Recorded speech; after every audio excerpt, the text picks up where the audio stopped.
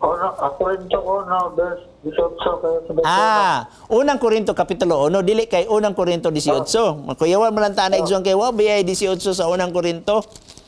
Yeah, ang Mateo, kutob na sa Kapitulo 28. Ang Marcos, kutob na sa Kapitulo 16. Ang Lucas, kutob na sa Kapitulo 24. Tingala mo niabot kag 18. Ano 18, mahitungod sa cross.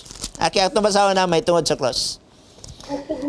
Kay sa mga nagakalaglag ang kaasuyan sa cross maoy usa ka binuang apan alang kanato nga ginaluwas kini mao ang gahom sa Dios.